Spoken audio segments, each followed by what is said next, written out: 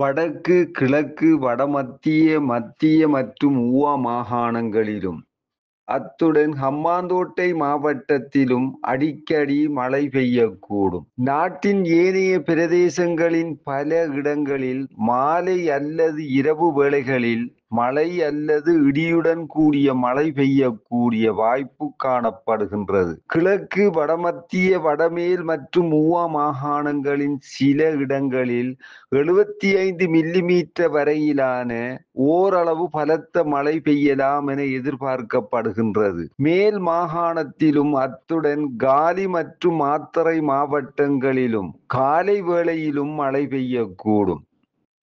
மத்திய மலைச்சாரல்களின் கிழக்கு சரிவுகளிலும், வடக்கு, கிழக்கு, வடமத்திய மற்றும் வடமேல் மாகாணங்களிலும், அத்துடன் ஹம்பாந்தோட்டை மற்றும் மொனராகலை மாவட்டங்களிலும் மணித்தியாலத்துக்கு 30 முதல் 40 கிலோமீட்டர் வேகத்தில் அடிக்கடி ஓரளவு பலத்த காற்று வீசக்கூடும். பலத்த காற்றும் மின்னல் தாக்கங்களும் ஏற்படக்கூடிய சந்தர்ப்பங்களில் பொதுமக்கள் அவதானத்துடன் செயற்படுமாறு கேட்டுக்கொள்ளப்படுகின்றனர். கடல் பிராந்தியங்களை பொறுத்தவரையில் காங்கேசன்துறை தொடக்கம் திருகோணமலை, பொத்துவில், ஹம்பாந்தோட்டை ஊடாக காலி வரையான கடல் பிராந்தியங்களில் அடிக்கடி மழை அல்லது இடியுடன் கூடிய மழை பெய்யக்கூடும்.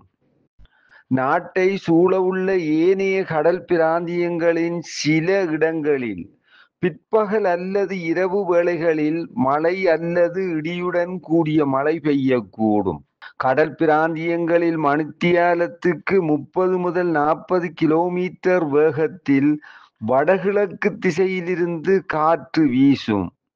கொழும்பு தொடக்கம் புத்தளம், மன்னார் ஊடாக காங்கேசன்துறை வரையான, அத்துடன் மாத்தறை தொடக்கம் ஹம்பாந்தோட்டை ஊடாக பொத்துவில் வரையான கடல் பிராந்தியங்களில் மணித்தியாலத்துக்கு 50 கிலோமீட்டரிலும் கூடிய வேகத்தில் அடிக்கடி காற்று அதிகரித்து வீசக்கூடும். இவ்வாறான சந்தர்ப்பங்களில் இக்கடல் பிராந்தியங்கள் ஓரளவு கொந்தளிப்பாக காணப்படும்.